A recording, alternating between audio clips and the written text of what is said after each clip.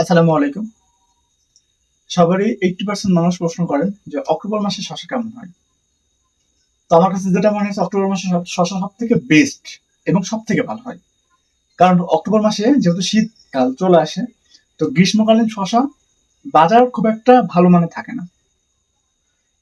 সময়তে থাকে, সময়তে ভালো একটা থাকে না।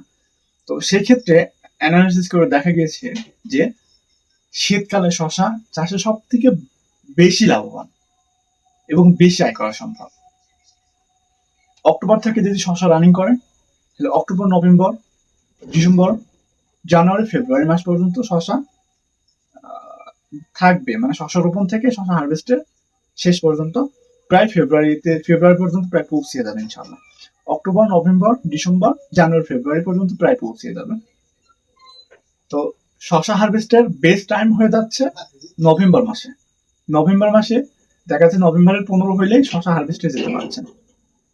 যখন আপনি নভেম্বরে শশা হারভেস্টে যেতে পারছেন নভেম্বরের 15, সেই সময় বাজার মোটামুটি 60 টাকা, 40 টাকা থেকে 60 টাকা পর্যন্ত মোটামুটি একটা বাজার থাকে। তো সেক্ষেত্রে দেখা যায় কি যে ভালো একটা প্রফিট আর্ন করা যায় বা ভালো একটা প্রফিট ঘরে তোলা যায়। আবার ফলনের বিষয়টা হচ্ছে যে ফলনটা বেশি হয়। তো এখানে কিছু জাত সিলেক্টের পরে নির্ভর করে ফলন। তো আমার কাছে যে জাতটা মনে হয়েছে সেটা হচ্ছে এখনকার জন্য বেস্ট ম্যাসি।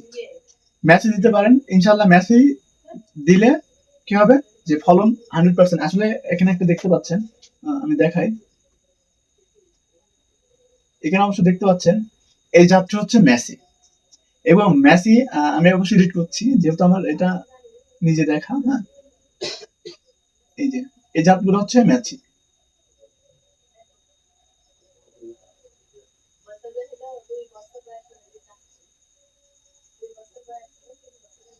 এই জাতগুলো হচ্ছে মেসি।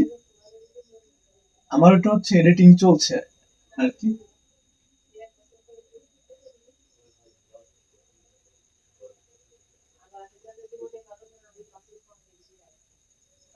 এই জাতগুলো হচ্ছে ম্যাচি।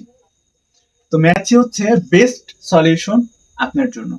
এবং এটা আমি গত 2 বছর ধরে দেখছি এবং 2 বছর ধরে আমি নিজে ট্রায়াল দিয়েছি। তো শীতকালীন জাতের ভিতরে ম্যাচি সেরা আমার কাছে মনে হয়েছে। তো আপনারা ম্যাচের নিঃসন্দেহে দিতে পারেন।